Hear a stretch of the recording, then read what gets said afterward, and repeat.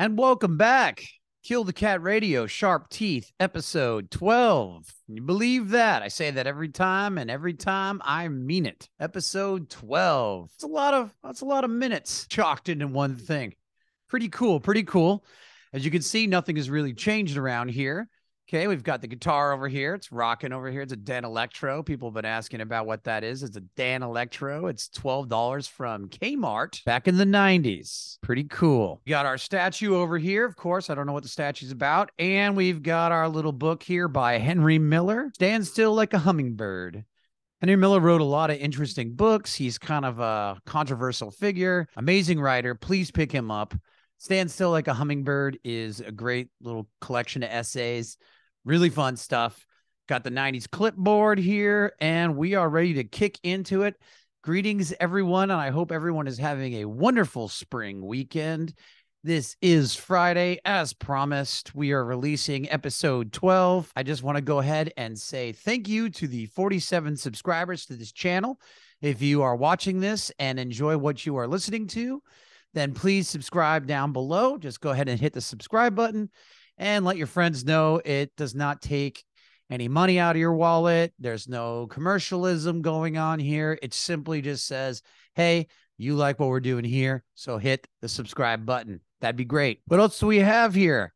New announcement. Kill the Cat Radio already has its 2-mic program. If you look at this channel and you are a member of this channel, you can look down at some of the 2-mic episodes that we had. We've done 22 episodes in 3 different countries, in multiple different cities with interesting artists, musicians, taste makers, bartenders, doctor's assistants. Just I interview anybody I want to interview, and I love it. There's no visuals. It's just us sitting down for about 3 hours and discussing whatever comes up. And if you want to go ahead and check those out, those are really good to play when you're washing dishes or driving in your car. You can listen to the 2-mic portion of Kill the Cat Radio. Obviously, you're watching Kill the Cat Radio Sharp Teeth portion, and we have a new announcement to make. Very, very exciting. We're going to do 5-minute little videos, and it'll be KTCR's Stay in School, Kids. These will be small little instructional videos, just about how school never really ends. Unfortunately, when people get out of school or university, they think education and learning stops right there. I thought we'd start making these fun little 5-minute videos just about a really quick topic that we can listen to and learn something together, you and me, you know. I believe the first 50 of them or so will be about logical fallacies, how to argue better without making mistakes. Logical fallacies. That will be KTCR's Stay in School, Kids. However, we do have 3 topics we'd like to discuss this week. They are very important to me, and I've noticed this when I was walking around the streets today. The sun is out. It's warm. It's spring. COVID is finally over. No one even talks about that anymore, even though when I still see people wearing masks. I don't know. I think it's probably like a neurotic problem or something at this point. Like, if you're still worried, you might just be a little neurotic, and because masks have already been proven to be ineffective. So if you're wearing them still, you might have a little bit of a little something going on. Something there. You might not need a mask. You might need a psychoanalyst. I can refer some to you if you need it. All right. So moving on here, let's see what we have here. We have 3 different issues I'd like to talk about, and they all revolve around tech problems. Now, I don't mean tech problems with your computer, like something's wrong with your computer or you call Geek Squad or whatever to come over and fix your computer. I'm talking about the problems of being too addicted to technology. It's removing each other from experiencing real life. Now, this topic has been done to death, and I get it, all right? But I'm going to approach it in the way that I saw today walking around Brooklyn, New York. So the first one is, I noticed this. This is kind of funny. And as a New Yorker, I find this to be really, really amusing because us New Yorkers, we have a sick side to ourselves, especially about tourists. On one side, we love tourists. On the other side, we can't stand you fucks. All right. So it's tough for us to kind of like put those 2 things together. I love tourists because, hey, if I didn't live in New York City and I wanted to come see the greatest city in the world, I would not want a local to dislike me. Just like if I was in Paris or London or Amsterdam or Barcelona. No, I wouldn't want the locals to despise me, but I can tell you the reason why. Sometimes us New Yorkers really find it funny when we watch new people come into town. There's a bunch of different reasons, and that I'll save that for a different episode. You know, you guys walk weird, too slow. Uh, Wardrobe's a little off. Okay, I'm not gonna get into that. I'm not a fashion person. Okay, I'm not gonna go into that shit. Okay, I'm not Mr. Cool myself. One of the things I love to see, though, well, not love to see, but definitely goes back to our tech problem situation, is when they're on their phones, right? Where's my phone? When they're on their phones, like they're just like this, and they're looking at it like, and they're walking down the street like this, like, oh, I understand that you're using maps. You know, you're in a new town. You're trying to do this. But this is even crazier than if you're using like a real map, like a true cartographer map, like the old days, right? At least when someone's going to rob you, they're not going to steal your map. If you just have a phone out like this and you're just looking around here, if I was a thief, like a really evil thief, I could just take your phone and sell that shit. I mean, that's pretty easy to do. Just snatch, right? And think of all that stuff. And it's already open. You don't need to know the code. You go right in and just change it. Okay, am I like advocating crime here and telling you how to do it? Okay, don't listen to me, okay? YouTube, we are not advocating crime here whatsoever. But I'm noticing these people, there's, oh, whoa, where am I? What? Oh, okay, we're over here. And what I love to do when I just to walk, sometimes I'll be going to the grocery store, I'll be walking behind these people, and I'll watch them use their phone. They're like this, right? And they're like looking at it, and they'll go like one way this way. And I'm like, all right, these people are tourists. Let's see if they figure it out. And then they walk the other way, like just a half a block, and then they're confused because maybe their internet's not working, or they're not sure if what's north or south or where they're going, and they're kind of fidgety. And I've seen actually people go back and forth on the same street trying to figure out.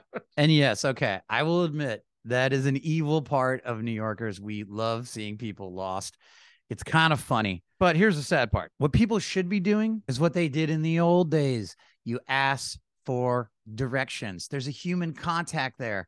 Now, if the person doesn't know where something is, they'll tell you, especially in New York City, be like, no. Or in Paris, right? They're even ruder. They're just like, they'll say, no parle anglais, ouais? Yeah, they're not very nice. Sometimes the Parisian's not very nice. You just ask somebody, okay? New Yorkers love to tell people directions, especially old New Yorkers. You can always tell an old New Yorker. Find an old person. Just be like, hey, I'm looking for this place over here. I walked behind a couple today, right? You could tell that they were new because, number one, they walked funny. Okay, they walked too slow. They walked with an arrogance that they shouldn't have. All right? You know what I mean? There's a certain arrogance they had, and you could tell that they were visiting because, you know, from what they were wearing. Definitely Europeans or whatever. So I watched them actually, like, I'm strolling down the boulevard, enjoying the beautiful spring day.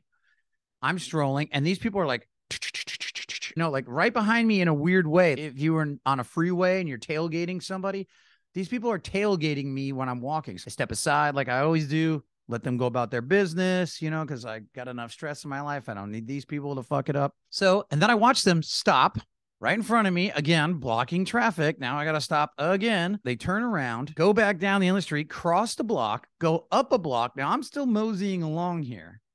Then they cross over again, look at their phone. You know, the corner of my ear, I hear, yeah, I'm sure there's a coffee shop somewhere. Now, at or around that time, I could have been helpful. Wasn't in the mood.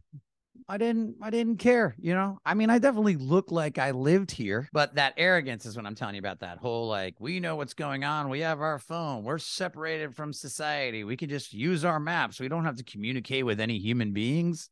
Why would we ever have that human connection? Now, if they were smart, hey, sir, excuse me, is there a coffee shop around here? I could have told them 17 different versions of coffee shops that are around here. I didn't, you know, hey, let's let God judge me, all right? Only God can judge me. I didn't tell them where the cafe was. Then, you know, but then they came right in front of me, walked slow again, went the wrong way. And I even knew the way they were going was totally off their walking place where there were no 17 cafes. My point is, don't rely on your phone all the time for this kind of stuff. That is a tech problem. Separating human beings from each other so they don't even talk to each other. And think about it. Think about this. You can learn a lot from asking someone directions. Maybe they're like, hey, where are you from? And then you strike up a conversation and, you know, you guys start talking about whatever, like, oh, how long you here? And, oh, what do you want to know? And suddenly you've got a human experience right there. I'm not saying everybody's nice or friendly or going to give you information.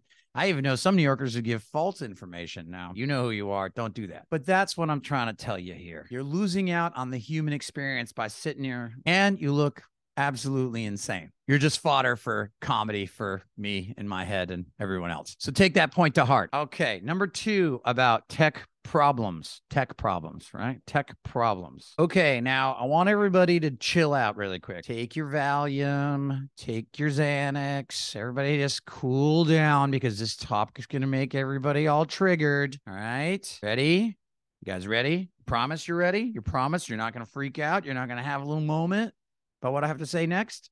All right. When I moved to New York City, the people on the streets were skinny.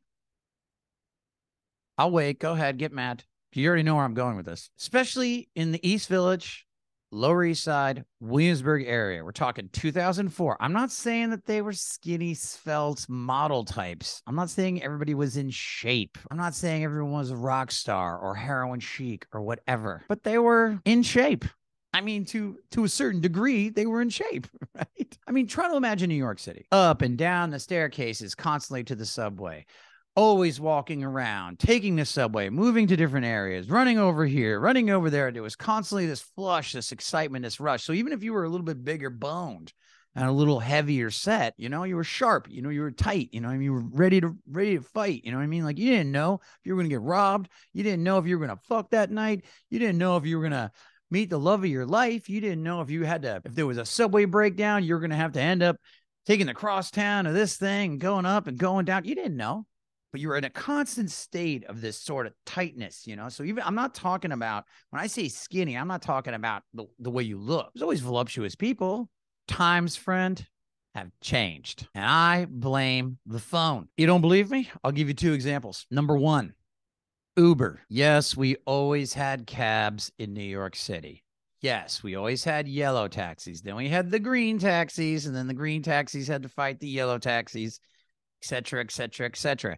Then you had a car service, which you could get at night too if you didn't want to sit around trying to flag down a car. If you were a bartender like me, you had a shitload of money in your wallet, you wanted to get home, you could call a car service. Fine. Those are the 3 options you had. Taxi, yellow. Green taxi, whatever the reason why they did green taxis, I can't even remember. Car service. Those are the 3 things you can get around New York City. And most of the time, most New Yorkers, we only use those when we were drunk or coming home with a lot of money and being drunk, whatever, you know. That's how it was. So if the subways were fucked, you could easily just grab one of these things, hail a taxi, take the green taxi. Again, still a mystery to me. I have no idea what that was about. Car service, what have you, but always took the subway. That was always known. Like, you never would ever get a car somewhere. Number 1, it's just bad for traffic. You'll get there 15 times faster if you just take the subway. Just go down the staircase, grab the subway, boom, you're across town. You could be in any borough you want in under 40 minutes. Try that in a fucking car. It's not going to happen. Then Uber comes along. On your phone, beep, beep, beep. Now everybody's taking cars everywhere all the time. I know people who say, why would I take the subway? I'm just going to take the Uber. Okay, what does that do? You're not exercising. You're not moving. You're not tight. You're not keeping it fit. All right. You're Ubering everywhere you go. I know young people who are Ubering who are more than capable of getting around town on the most perfect subway system other than Tokyo in all of the world. And you know, I hate the MTA, and it pains me to say that it's a perfect subway system because it's not. And we know that. But, you know, whatever. Let's not mince words here to destroy the point. Uber is one of the reasons why I see in this neighborhood, in my neighborhood and around New York City, I don't see any skinny people anymore. Everybody is chunky as fuck. All right. Now, hey, I've been there. I've been trying to lose weight myself. I had to put myself on camera. I had to slim down, change my eating habits, but I still use the subway all the time. I'm moving around. You know what I mean? Like, I mean, yeah, COVID shut everything down, but I'm saying, like, hey, COVID's over. All right. Like we said, it's over. You know, if you start getting in the habit of going up and down the stairs, I mean, isn't running up and down staircases like what you guys do at the gym? Why pay all the money at the gym when you can just do it in your daily life here in New York City? I don't get it. Now, I'm not even going to start with other places. I understand if you're in a small town or if you're in another part of America that I don't understand, fine. Places like Paris and London, that you got the tube, you got the metro in Paris, you know, use it while it's there. That's why it's there, okay? Yeah, you got to go up and down the stairs. You got to run into people that you might not like. But guess what? It goes back down to my point. Human interaction. The phone, the apps, the internet, the whole bit, removing people from each other. The other one that gets you all the time that I've noticed, Seamless and other ordering apps. Instead of back in the old days when you wanted food or something in your neighborhood, you would get off your lazy ass, go get your own food, walk over there, grab it, maybe meet the counter person. Maybe you make a new friend at the butcher shop. Maybe you run into somebody you know on the street. Again, seamless. And these ordering apps means that you can just hide in your house, directly delivered to you. You don't have to meet anyone. You don't have to talk to anybody. Everything starts getting closed off. Then before you know it, everything becomes its. Do you know what I'm saying? So when I'm saying skinny, I'm not talking about just weight. I'm talking about the tightness, the firmness, the strength that comes from being brave and going out there and interacting with the world. Funny coming from a YouTuber, I'm interacting with the world, but I'm doing it through you guys here through this camera. The irony is amazing. I go out there.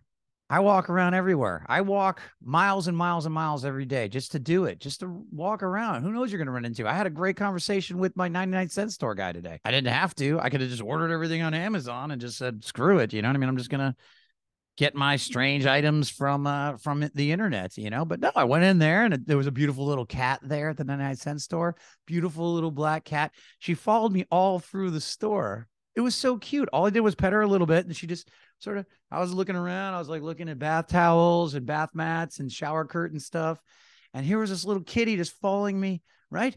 And then I went over to the 99-cent store guy and I said, it's funny, your cat's great, you know? And he's like, yeah, she's our mascot, you know, like, and I said, I really like these 99-cent stores. It's so cool. You can find anything you want. He's like, thank you, sir. I said, how much for the cat? Not for sale today. I'm like, maybe next time. And he's like, maybe next time. But you see, that whole human interaction doesn't happen when you just order everything on Seamless, order everything through Uber, right? Uber Eats, all that bullshit, Amazon, the whole thing. We could go for another hour talking about this, but we don't have to. But I think you're getting my point here. Tech problems, removing humans from humans. Not good. Okay, what do we got here? Are we now? We got part 3. Now, this is a very fancy title here, guys. We live in the arrogance of information age, not knowledge. And we'll get into the difference. Arrogance of information. That's what we live in right now. Here's my phone, right? On this phone right now, I can look at anything I want. If I want to know about the history of the medieval world, or if I want to learn about where Richard Nixon grew up, or if I wanted to learn about what went on at the Los Angeles Times today, or whatever I want, we have access to everything. In fact, we're probably the generation, this generation right now, including youngsters, whatever, Gen Zs, I don't even know what names they have for these people, all the way up to what do you guys call boomers? I think I'm Gen X, I think. I don't know. Maybe. I don't know where I stand on all this. Point is, I probably could just Google it.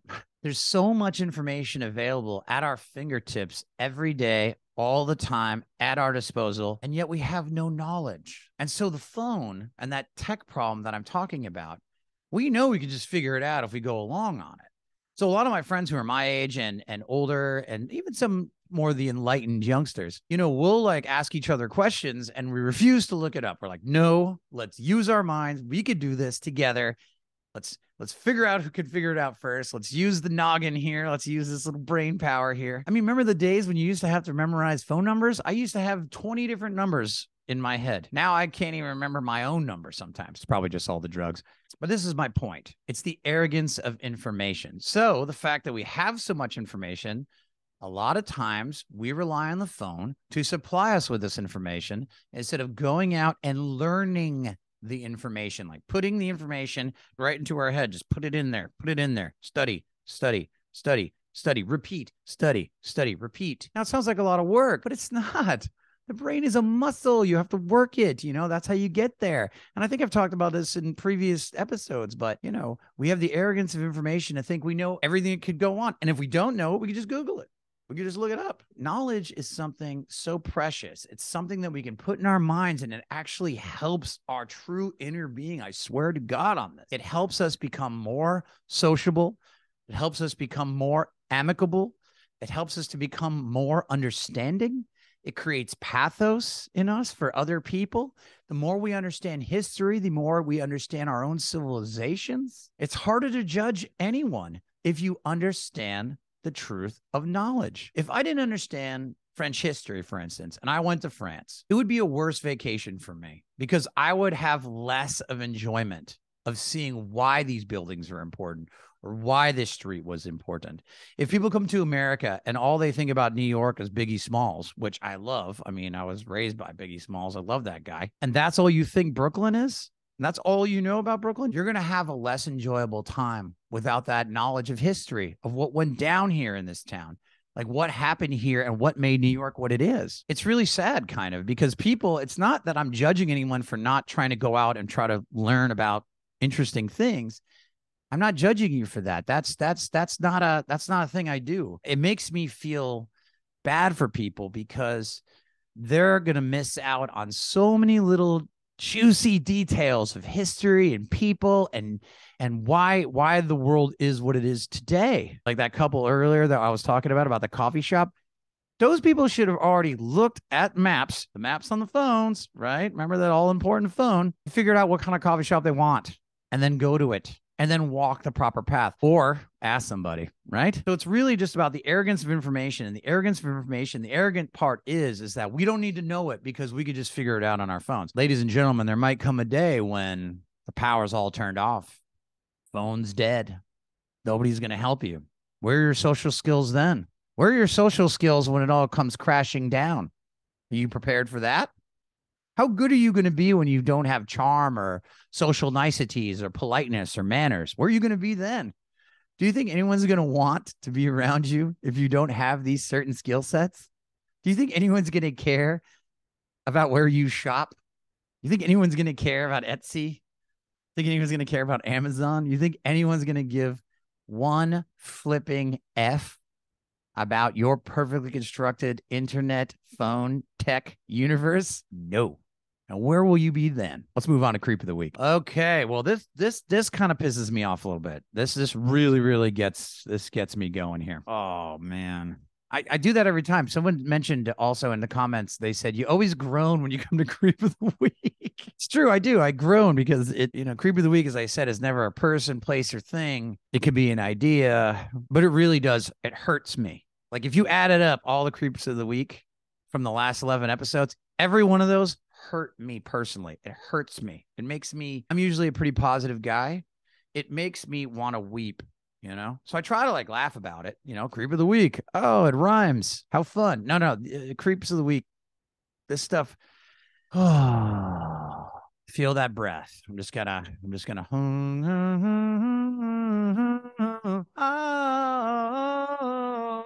try to get it all out. All right. As some of you may know, I've had to battle some health issues as of late. We're not going to go into any of that stuff. That's not the Creep of the Week. 99.9% of the time in these health adventures that I have been through, not just of recent times, but in the last, last 5 years, there's been some stuff. The 40s are not fun, especially if you live the life that I've lived, which is a lot of mileage. It ain't the years, it's the mileage. So I've been in and out of some serious hospitals and doctors' offices. And I've experienced a lot of different things. And as I said, 99.9% of the time, most doctors and nurses are fantastic.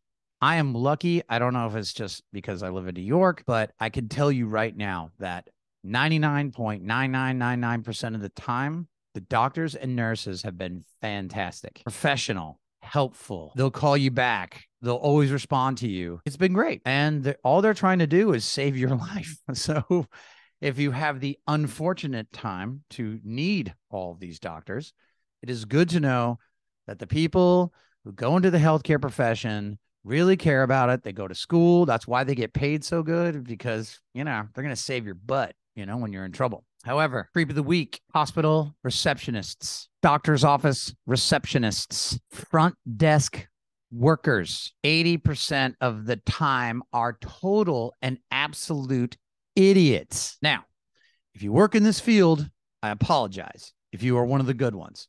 There are people super great. If you are one of those people and you're good and you work hard at your job and you care about human beings, great. I don't mean you in this.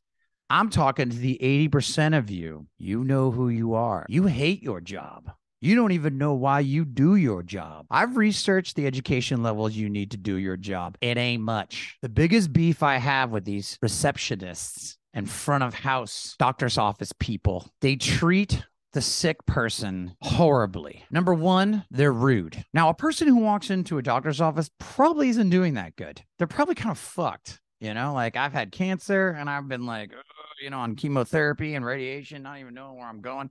And you got some lady like, sir, you need to fill this out. Sir, you need to fill this out. Lady, I just had like a shot of chemo, some radiation that day. I don't even know what hand I'm even using to write anything anymore, let alone fill out paperwork. All right. You should be very kind to people who are sick. They are sick. Okay. They're not coming to the doctor's office to hang out. Nobody wants to be at the hospital. Nobody wants to be at the doctor's office. Nobody wants to be sick, period. They want to be enjoying their springtime, going out and having fun. I've actually even heard receptionists openly say, well, we're dealing with this customer. Customer? I mean, shouldn't you say patient? The patient over here, that is proper vocabulary. The patient over here, patient. Customer? Client? What is this, a law service? These people have no bedside manner. I've seen it happen. Now, unfortunately, a lot of people don't complain about this because one, they're too sick to complain. I don't mean to laugh, but I've been there, right? I mean, these people are old, they're crippled, they're sick. This isn't charm school. Us sick people are not supposed to be the ones who are charming to you. Yes, we don't want to be there. Yes, we're in pain. Yes, we're limping. If we do not smile or have the normal manners and pleasantries of normal things, it's not up to you to decide whether we should now be treated like bad cattle. Show some respect to sick people. That's creepy. That's creepy. By the time you get to the nurse and the doctor, you don't even know what's going on. I mean, I have horror story after horror story of these bizarre front of desk people treating other people, not just to me. Thank God I've got gumption, I'm strong, middle-aged man. I'm ready to go. My complaint is for the people who can't complain. What about the people who can't even say anything about it? What about the people, okay, so you're having a bad day at the receptionist desk, right? You didn't get your fucking seamless order. Okay. Think about that. Total reference. So now you're sitting there on your seat, right? You're just like swirling around. Now you got this sick person coming in, not smiling. Oh boy, that's a tragedy. They come up, they're a little like out of it. They're not really sure what's going on there. You're like, sir, pay attention. You should be a cop, like a low level cop, not even a cool cop, like low level. Like, you know what? I'm not gonna disrespect the police department that well. You know who you should be? You should be a parking attendant. That's who you should be. No offense against parking attendants. You should just be in a different profession. How about that? Don't be in what you're doing. If you don't have endless amounts of patience for sick people, get the fuck out of your job. Get out.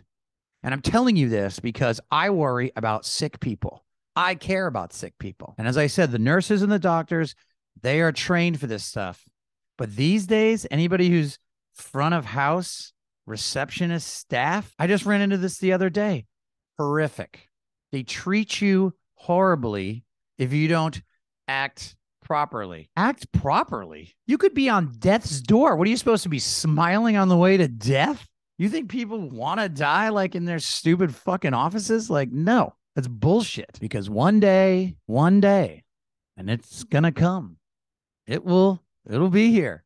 Maybe sooner than you think. You too might get sick. You too might have a bit of a problem. You too might not feel so good that day because you ate all the seamless food delivered to you and you haven't really been going up, down the stairs, and maybe all that kind of gut terrible bacteria is spread around, and now the kidneys aren't working, and you got IBS and all these problems, and you're going to be feeling weird. And then the doctor's going to tell you some terrible stuff about maybe gallbladder problems or liver problems. And maybe you fell down now and your ankle's twisted and you're all kind of feeling horrible inside. And then you're going to have to go all the way to the doctor's office because someone actually interpreted your appointment on the phone. And now you got to go all the way there and find out where you are. And maybe you're on certain kind of drugs that kind of made your mind a little shaky and you're not really sleeping that good. And you got a cold now and you're nose is all stuffed up and you're just all messed up. And one day you're going to walk into a doctor's office and that person's going to be like, sir or miss, please fill out these forms. Please take care of yourself. And they're going to treat you just like you treated them. Remember that. Let that be a warning to you. Let's get to the talkback section. Okie dokie. Talk back, talk back, talk back. Okay, actually, again, I want to say, first and foremost, speaking of health, I want to thank everybody for giving me such great health wishes. Yes, I've been going through it, as you can tell. I'm doing okay now, but, we still don't know all the answers. But a lot of people reached out. A lot of people really showed me a lot of love. A lot of people kept complimenting the channel. A lot of people signed up. A lot of great emails, a lot of great reaching outs on the social medias, great compliments. And I just want to thank everybody. Thank you so much. I really, really appreciate it. It really, really warms my heart. And it just makes me feel really great that you guys are actually thinking about me and sending me good wishes. So thank you very much. I really, really appreciate it. Someone else, there's been a couple other things though. Just to talk back, because that's what we do here. You talk back, you say something in the comment section down below, and then we'll address it when we do each episode. Someone said, your Instagram is jacked.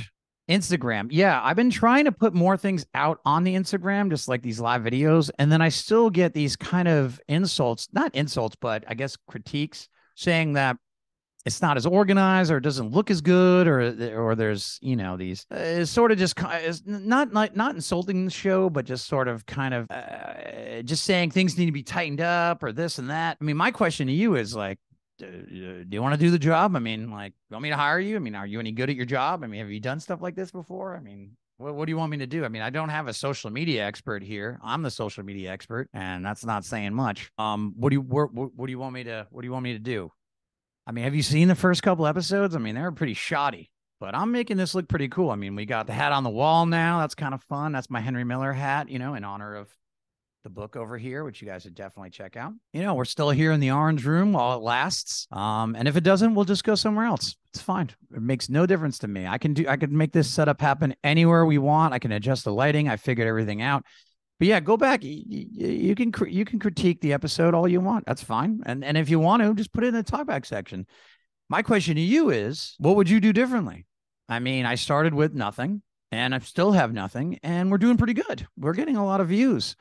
So some people listen to us when they're doing the dishes. Some people listen to us when they're driving in their car. Some people listen to us when they're cleaning their house. I can't ask for anything more. So between all the compliments that we get, all the health wishes that we get, that completely supersedes all of the criticisms of the show. Because I think what I'm talking about is pretty important. I think a lot of our topics, again, we're doing news, we're doing media, we're doing opinion, we're doing entertainment, and we're doing whatever I think is interesting for that week. And there's always some kind of overarching little plan. Not too much, though. You never want to be too planned out. I mean, look at this. I mean, still, I haven't even typed any of this stuff up yet. I mean, think about that. Yeah, you're right. We're not organized, and I'm happy about it. Anyway, that's our show for tonight. This is Kill the Cat Radio, Sharp Teeth, episode 12. Please join us on Monday after this fine spring weekend here in New York City. Make sure you follow us on the social medias at Kill the Cat Radio. Pretty simple. I own all of it, so it's perfect. Make sure you subscribe and tell anybody about this fine program we are running here. I want to thank all of you for being a part of all this, and I'll do something I never do. I'll give you a little preview. Next Monday, the topic will be, you're perfect just as you are. Make sure you tune in, folks. Next Monday, Kill the Cat Radio, Sharp Teeth, signing off.